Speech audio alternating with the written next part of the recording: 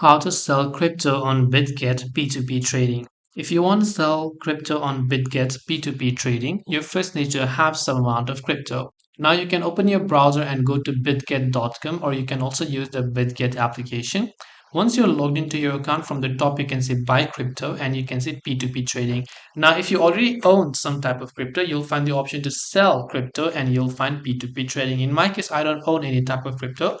That's why you're only seeing this. So when you go there, you can select P2P trading and you can select a certain currency maybe that you want to buy crypto from. And once you have bought something, you can go to this option. So I'll also agree to the terms and conditions right here. So I'll just come back and I'll agree to the terms and conditions, click on confirm. This is for users who want to buy, but if you want to basically go ahead and then actually sell it, you can just come to the sell tab right there. And once you go to the sell option there, you'll be able to go ahead and then actually sell Bitget crypto using P2P trading. So I hope this video helped you. If you have any questions, feel free to leave them down. Thank you for watching and see you in the next video.